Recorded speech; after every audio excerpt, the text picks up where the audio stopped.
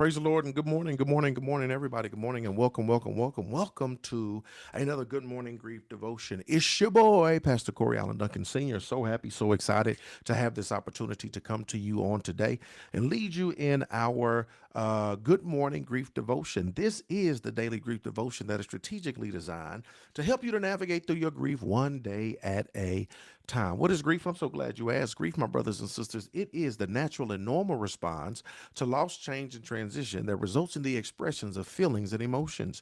Grief is what you feel on the inside. Mourning is how you express it on the outside. Therefore, we don't suppress it, but we express it.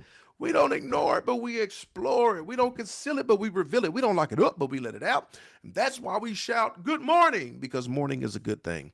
I want to thank y'all for joining us on today. Excited about the opportunity to lead you in a very special way and yet another grief devotion. Continue to show up, y'all, as we navigate through this thing and provide you with the help, the aid, and the assistance that you need to navigate through your season of grief. Today, my brothers and sisters, is day 7. We're going to talk about my grief is just part of my life right now. My grief is just part of my life right now. When you look at what you're dealing with and what you're going through, you begin to understand that this thing is a part of my life. It's with you. It's like attached to you. That's why, and this is why it's so important. That's why we always say, don't ignore it, explore it, right?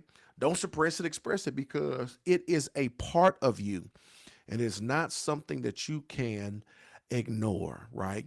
Have you ever had like a nagging pain in your body or something that was there, right? And it got to the part where you could no longer ignore it, and you had to go to a doctor, you had to go to a hospital, you had to go somewhere because this thing was just bothering you. Yeah, that's the way grief is. Just it's a part of you, and this is the thing, especially if you don't mourn. Understand something about grief. It ain't going nowhere. It's not going anywhere. And as much as it's only when we begin to suppress and not express, it's only when we begin to ignore and not explore, does it start acting up. Grief is like that child that starts acting up, that wants attention. It starts acting up, right?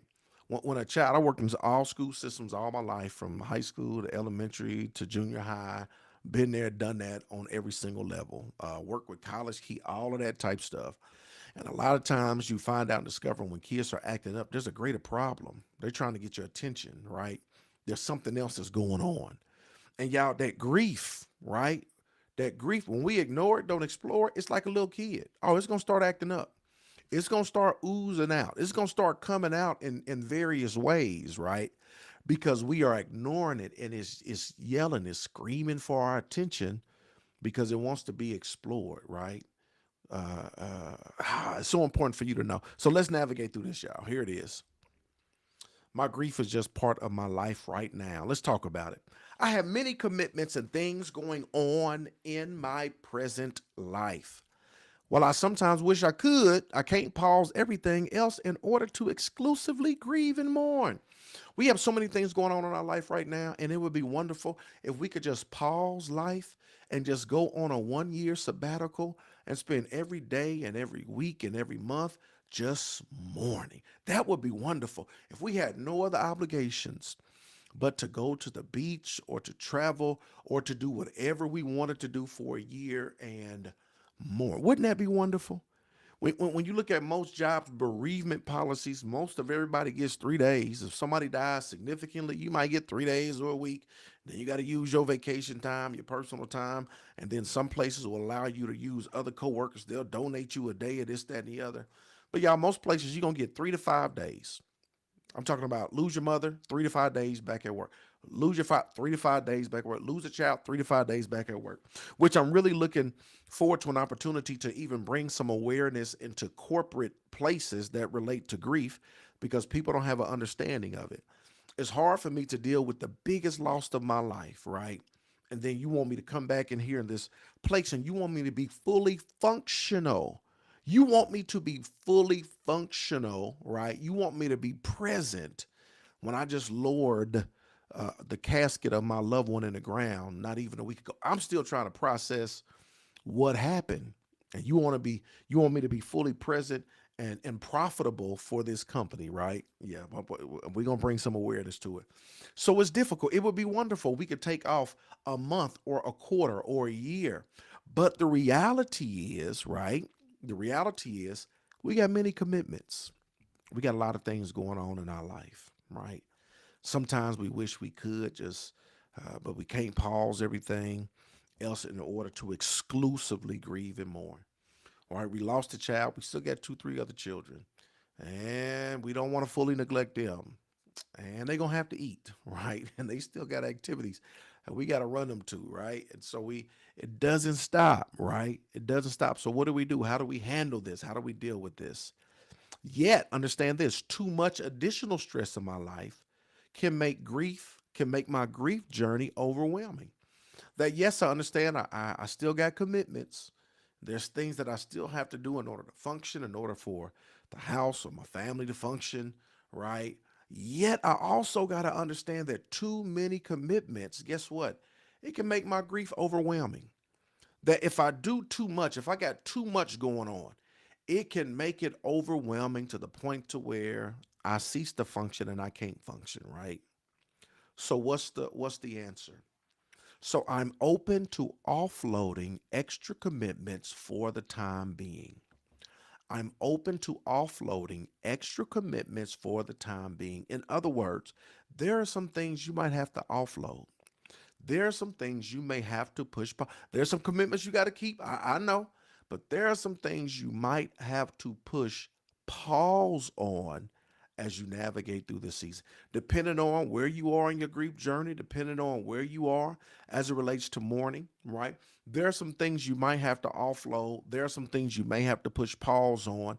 There are some things that you may have to put on the back burner for a minute, right? Because you are dealing with this particular thing. I've had students when I was getting in some of my my my master's program, and even in my D-Min program, there were people who they had to push pause, right? They came back and picked it up, or they had to transfer to another school. But life was lifing. And that was one of the things that they had to offload. Like I can't bear the responsibility, this educational responsibility right now. So they had to push pause. There are some people, who work multiple jobs, and they go through loss, change, and transition, and they got to push pause on one of them, or they got to push pause on school, or they got to just push pause on extra curricular activities, right? Like I'll be back. I'll be back, right? Because it's just too much. It's too much, and you have to make yourself a priority in this season of grief as you navigate through. And so sometimes you just got to put something on the back burner. Yet too much additional stress in my life can make my grief journey overwhelming. So I'm open to offloading extra commitments for the time being. You'll be back. Somebody look, say, you be back. I'll be back. I'll be back. She'll be back. I'll be back. You'll be back. It's not that it's done with forever. Some stuff you might be done with forever. But if it's something that you love, or just something that you want to do now, or just not a good time, you'll be back. And that's okay. You got to understand it. I'll be back. I'll be back to our spade games or our poker games on Friday night. I'll be back. I'll be back in the club. I'll be back in the book club eventually. I'll be back. Just give me a little time off. I'll be back on this part-time job. Just go ahead and talk to the bursar's office, or talk to your academic advisor. I'll be back. I just need to pause for a semester. I'm gonna come back and I'm gonna pick it up. I'll be back. Whatever it is, I'll be back. I just got to sort through some stuff right now. I just need the space and the place to navigate through this right now. But I'll be back, right? It's important for us to know that I'll be back. Check this out. I'll be back. What steps can I take to distress my life right now? I'm looking into that. This is the question I want you to ask. What steps can you take to distress your life right now? Right now, your life is filled with stress. What steps can you take to de-stress your life right now? Life is lifing, and there are some steps that will be essential that you can take to de-stress your life. What steps can you take to de-stress your life right now? Here's the final reflection. My default setting is to choose meaning, presence, and simplicity in my life. My default setting is to choose meaning, presence, and simplicity in my life.